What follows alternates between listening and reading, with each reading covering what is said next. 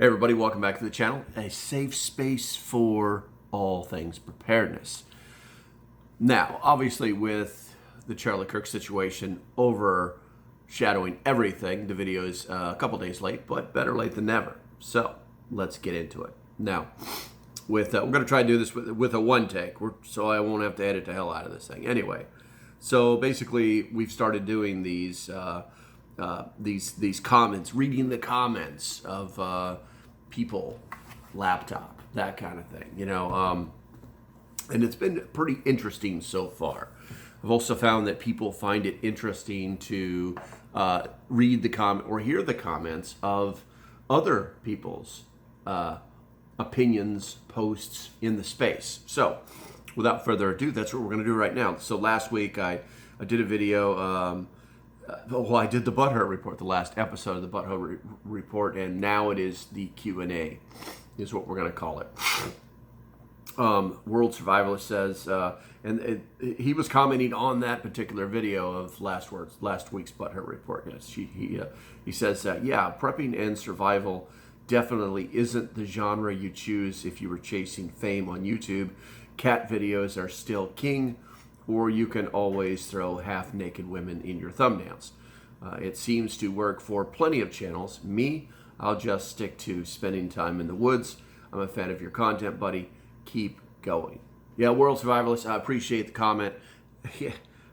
One of the problems that we run into as YouTubers is just getting people's attention. That's what it really comes down to. At this point in the game, that's really not what I'm into anymore. I just want to get information out to people about preparedness, create a community where people can thrive, and just generally do good things. But yeah, pretty much anything with titties or kittens is going to get 1 million views, which is great for them, but not so great for us. Not so great for us. Thank you for your comment. Also in the same video, we talked about people overfishing areas, and Rose's comment, some feel they'll be able to cast a line and fish after an shtf.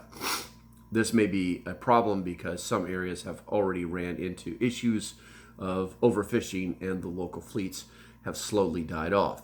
Possibly the massive fleets out of action, the fish may repopulate.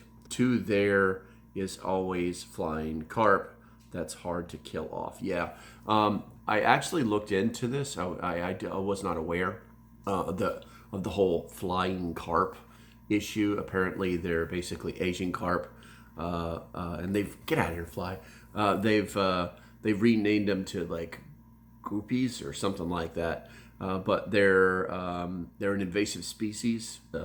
Not sure how they got over here, but they're here now, here off the coast of the United States. Now, here's the funny thing. They are edible, but there's issues with their bones going through muscle.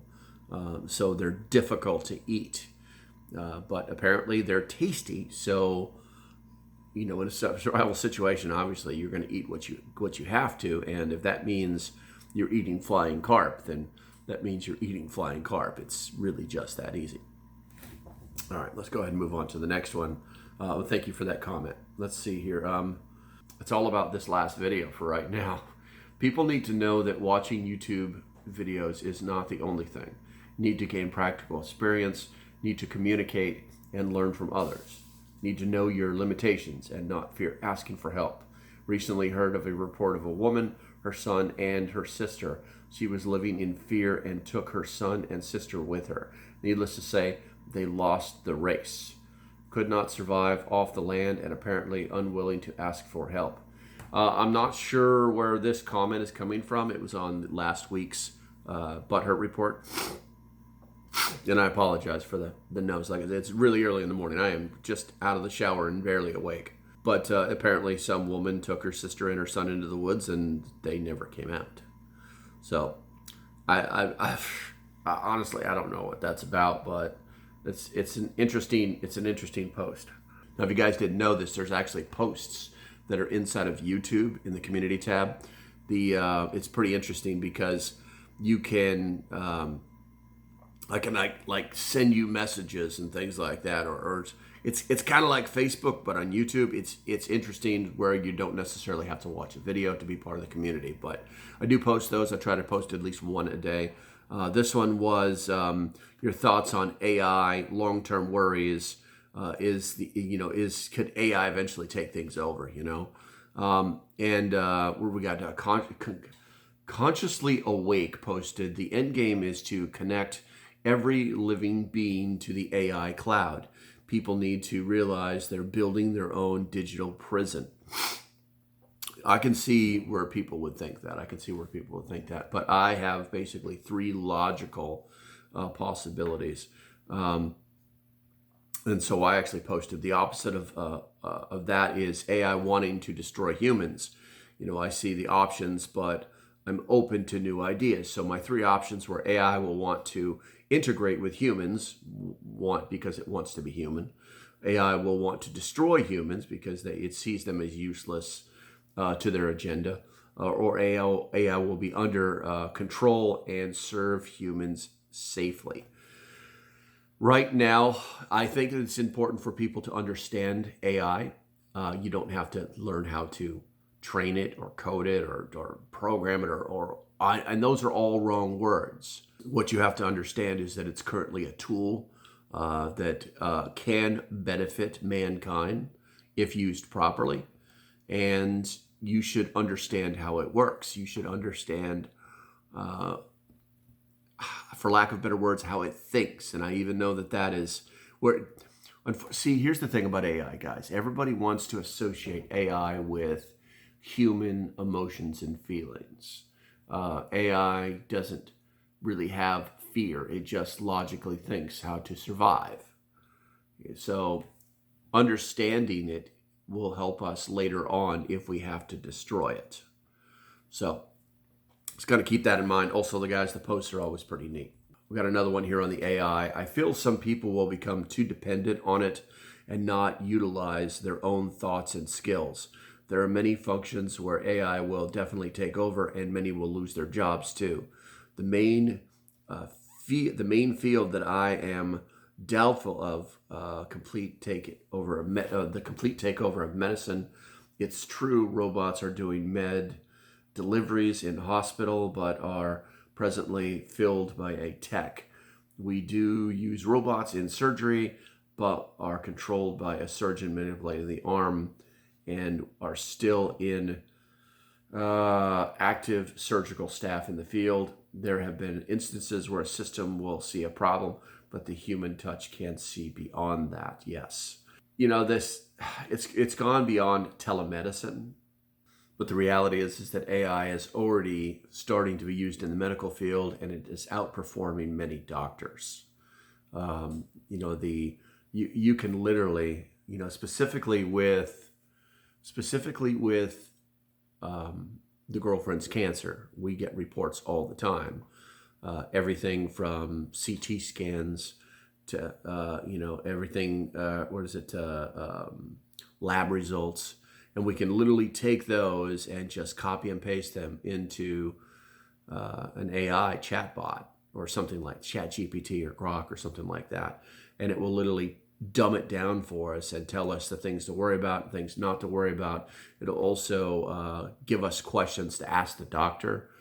It has been extremely helpful, because AI is really more about, current AI anyway, is really more about using it as a tool to do things that you could never do before. People are worried about getting dumbed down. I can see where that would happen.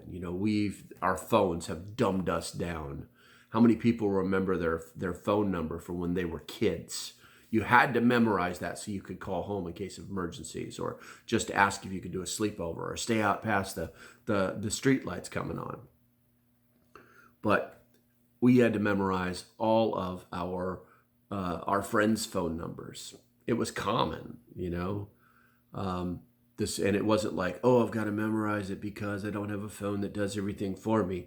It was because that's how we knew how to call our friends. That's how we knew how to call our family, and so our brains work differently. Now they don't. Now nobody memorizes phone numbers because there's no need to. And using AI would mean that you may not need to use a certain part of your brain to do the things that you would normally do.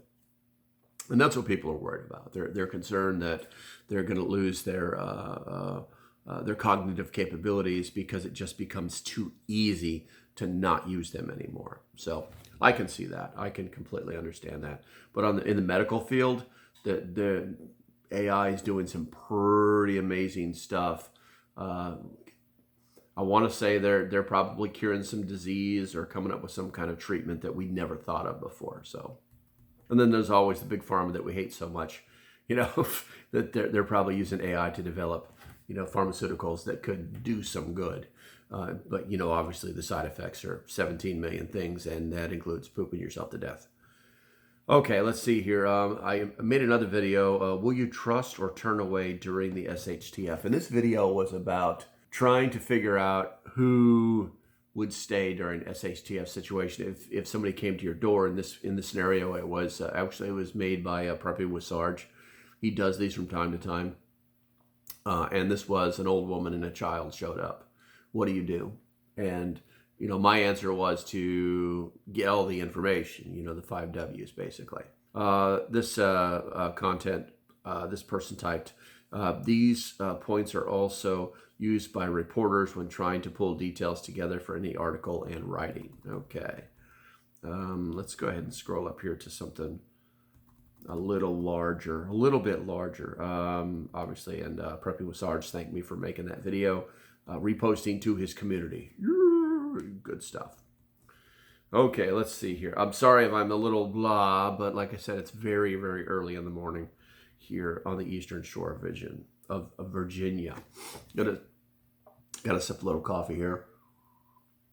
All right, so one of my unscheduled live streams, I guess I talked about socialism. I got Brad popping in. He says, socialism is an amazing way to live as long as you're only thinking in a perfect world. The key is you're forcing people to feel the same way about sharing their stuff. How about freedom to sell my stuff for what I want and whom I want? Yeah, unfortunately, Brad is, he's 100% correct. Socialism really is about that. But the one thing that nobody talks about is that socialism creates classes. It creates basically serfdom. It's like unknowing serfdom, to be honest with you.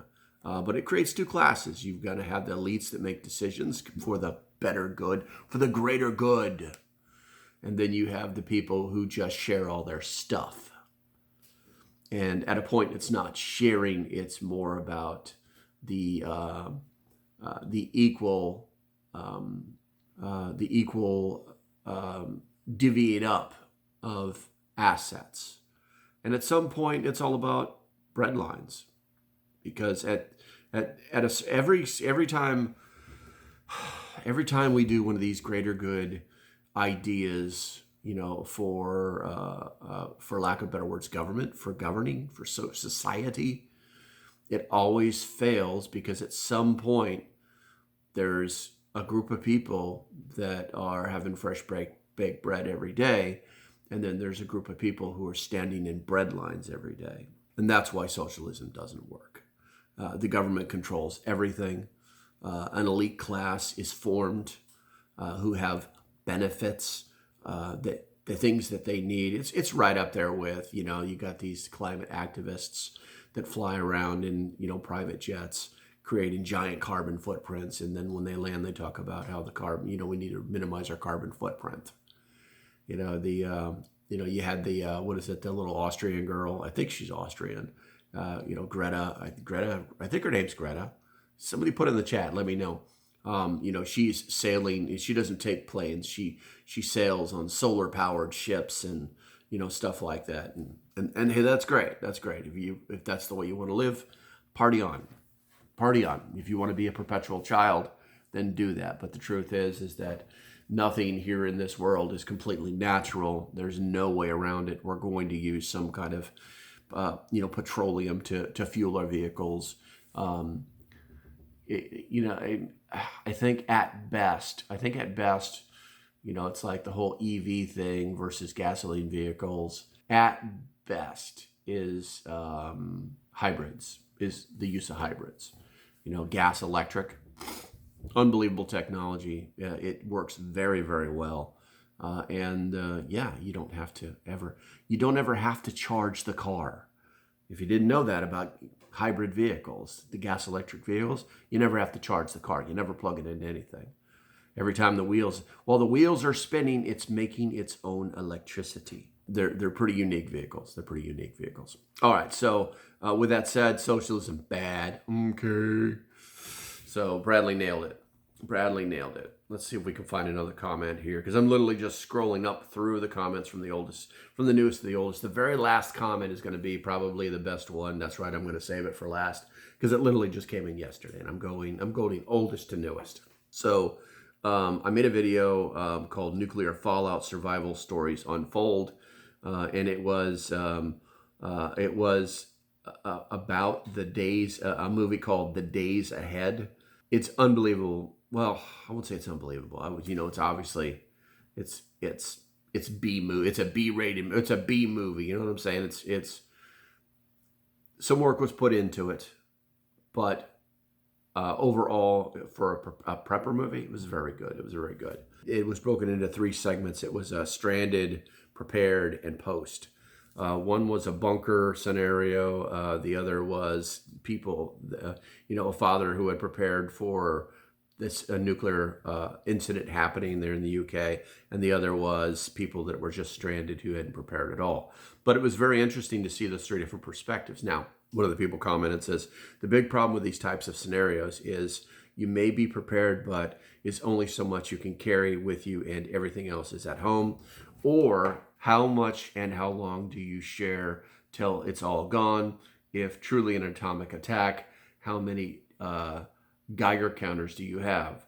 How do you check to see if it's safe to leave if there's no viable communication system working? Should businesses keep items like this available? We as a nation have fallen into a lackadaisical, has quite the spelling, lackadaisical attitude.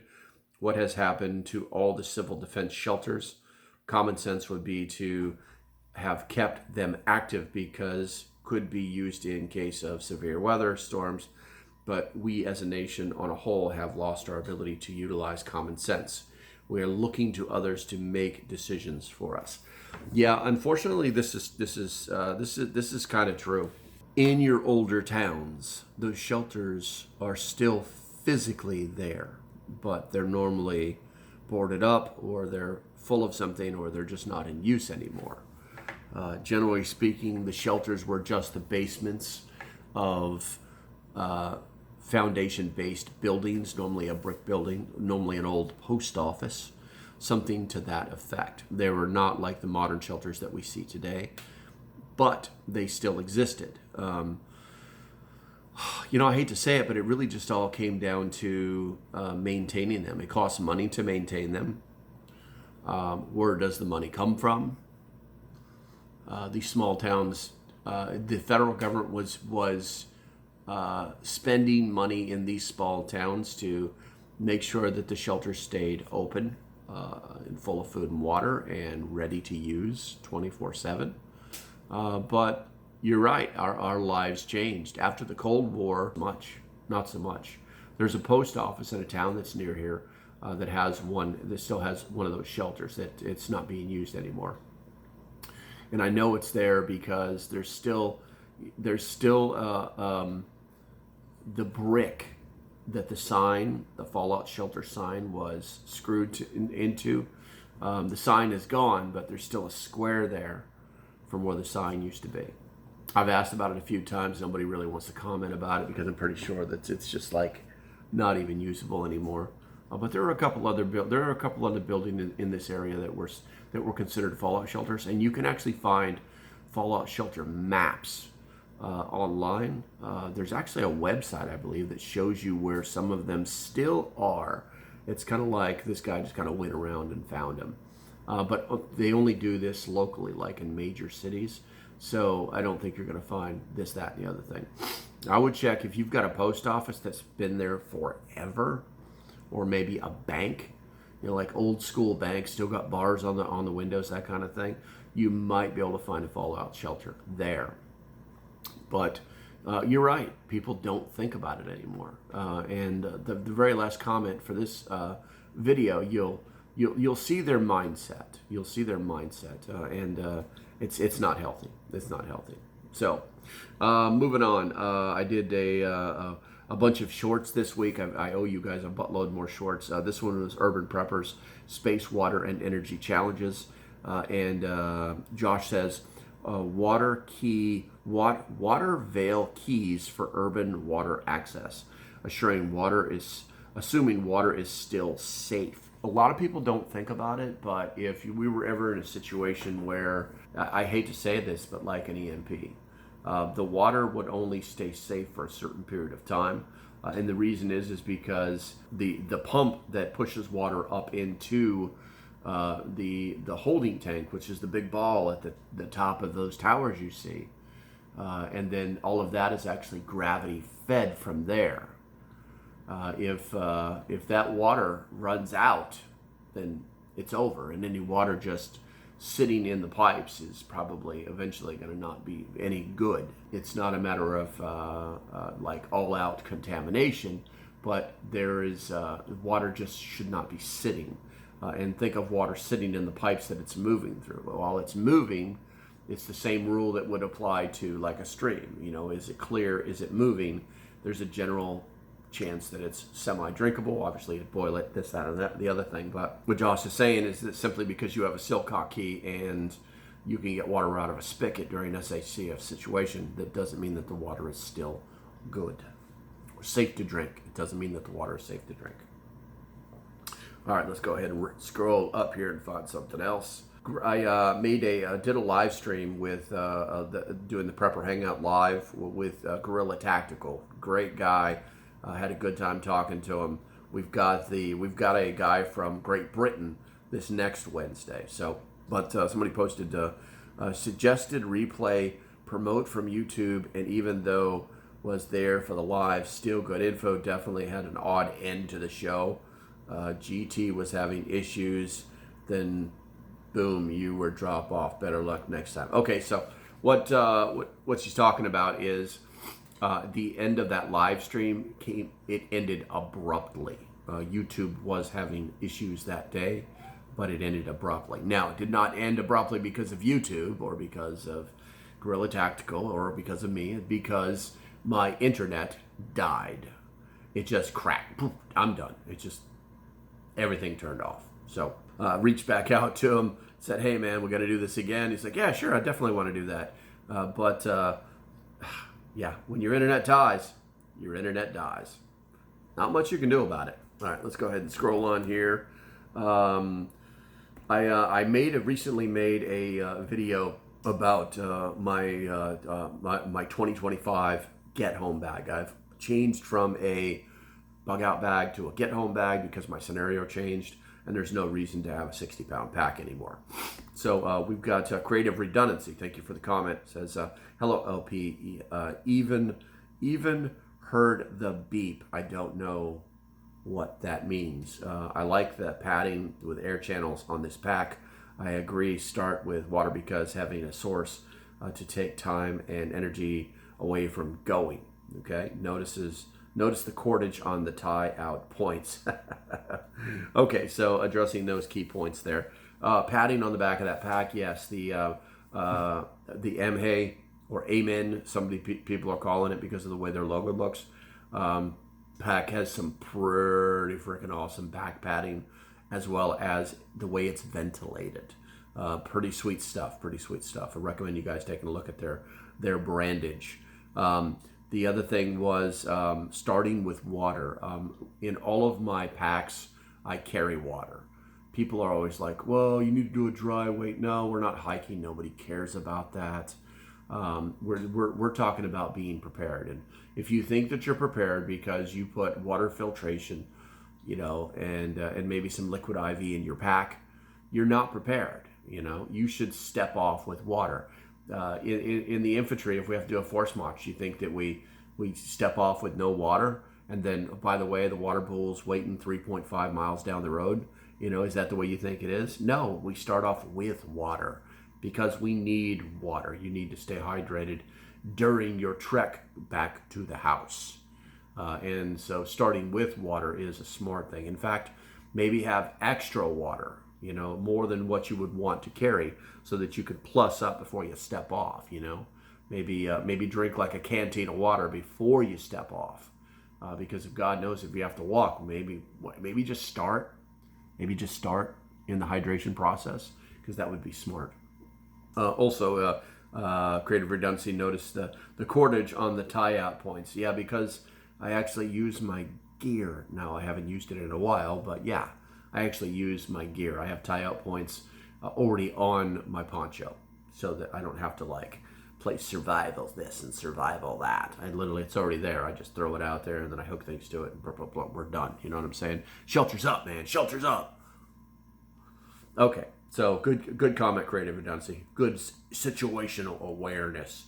We're going to slide back up here. There was a comment about toilet paper that was in that survival bag review, or no, survival bag kit that I built, get home bag. It said, she said, ladies that have done any traveling have learned to carry teepee or napkins for those moments when you get 11 and there is none in your stall. Okay. I don't know what getting 11 is, but anyway, I'm just going to push that up to a typo because that just sounds awful. Anyhow, the comment was focused on toilet paper, and all of my kits, I put toilet paper in them. Being an infantryman, you carried your own toilet paper everywhere you went because the stuff that was supplied to you in your MRE was never enough, not even close. You can barely blow your nose on it. I don't know what they thought they were doing with that. So anyway, yeah, toilet paper, Ziploc bag, and then I learned years ago that I can vacuum seal a roll of toilet paper and throw it in my pack, and it weighs nothing, and it's going to stay that way forever.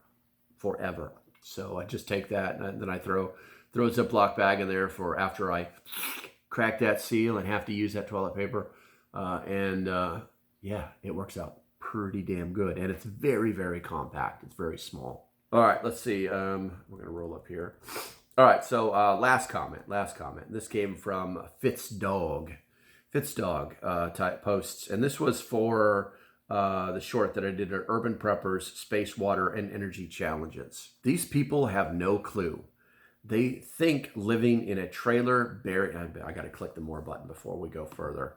These people think that living in a trailer buried 60 feet deep and driving an F-350 is going to save them.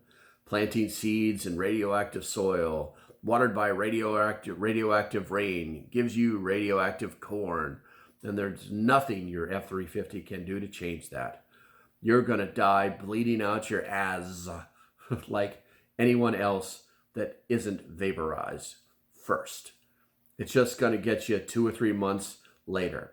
Prepping is a waste of time.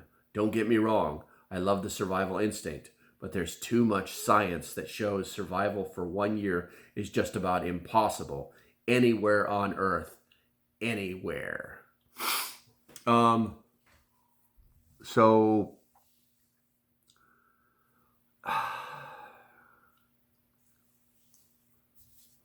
I guess, so I love when someone talks about the science of nuclear warfare, because 99.9% of the time, if they're actually going to make comments like that, they have no clue about what they're talking about.